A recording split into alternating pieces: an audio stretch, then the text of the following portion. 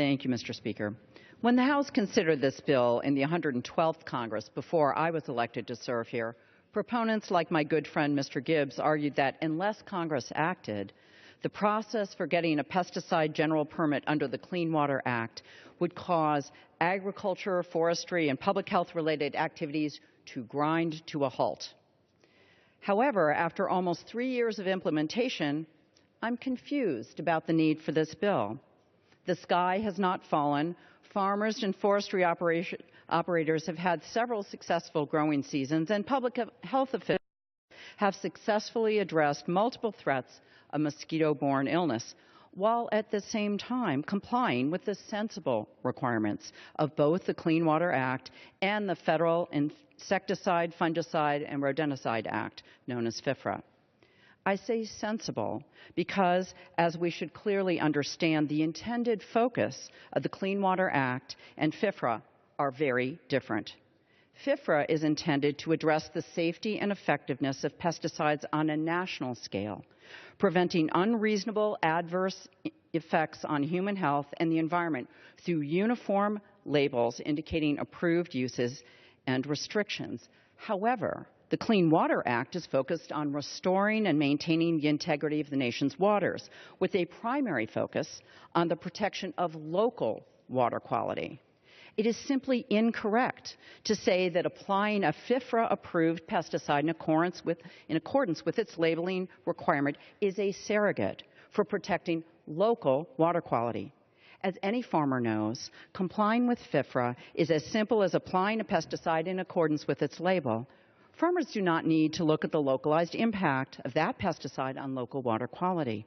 If, as my colleagues suggest, FIFRA is an adequate substitute for the Clean Water Act permitting requirements, then why is it that pesticides keep showing up in water quality samples from both ground and surface waters? If applying a FIFRA-approved pesticide according to its label is protective of human health and the environment, then why is it that so many states continue to report significant numbers of pesticide-impaired waters? I urge my colleagues to note that according to a 2006 study of the U.S. Geological Survey, at least one pesticide was detected in waters from all streams tested throughout. Let me repeat that. Pesticides were detected in every single stream tested by the USGS. State water pollution control agencies have similarly identified a number of surface waters that are currently contaminated by pesticides.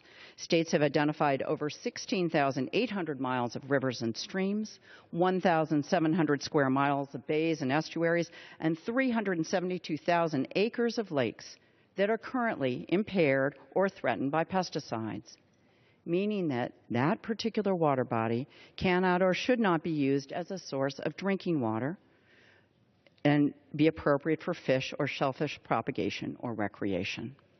It is also telling that states continue to identify waters that remain impaired by pesticides, pesticides which have been banned by this country for decades.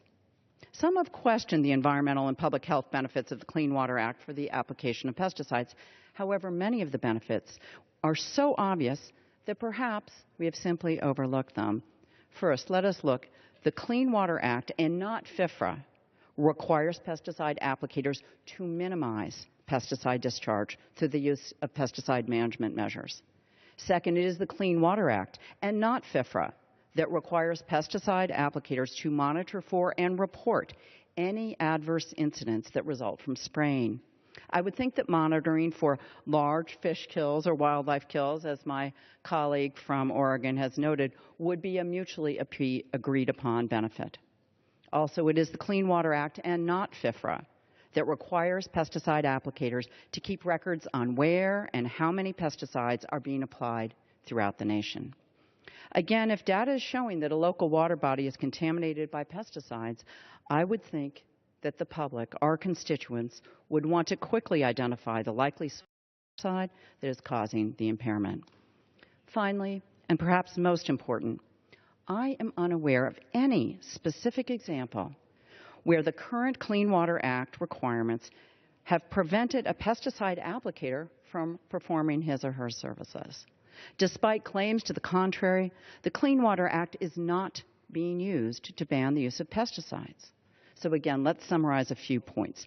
First, the Clean Water Act provides a valuable service by ensuring that an appropriate amount of pesticides are being applied at appropriate times, and that pesticides are not having an adverse impact on human health or the environment. Second, to the best of my knowledge, the pesticide general permit has not impeded pesticide applicators from servicing both agricultural and public health communities. In fact, most pesticide applications are automatically covered under the pesticide general permit, either by no action or by the filing of the simple electronic notice of intent. Third, federal and state data make it very clear that the application of pesticides in compliance with FIFRA alone, as was the case for many years, was insufficient to protect bodies of water throughout the United States from being contaminated by pesticides. So if we care about water quality, we need to do more. So, Mr. Speaker, I have to question what this legislation is really trying to accomplish. Is it really about the so-called regulatory burden of applying the Clean Water Act permit? As we noted earlier, in the majority of cases, a small-scale use of pesticide is automatically covered by the Clean Water Act under the general permit, provided they apply pesticides in a common-sense manner. Again, is it about the so-called threat of lawsuits?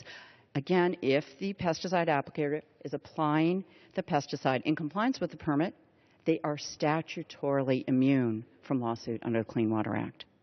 Is it about compliance? Yet again, there's no evidence at the hearing in the record to demonstrate that the Clean Water Act is significantly increasing the cost of compliance to the average pesticide applicator. The reality is there is no substantive reason why this legislation is necessary, except to limit the scope of the Clean Water Act protections from pesticide pollution that is impairing water quality across the nation. I urge a no vote on H.R. 935 and yield back the balance of my time to my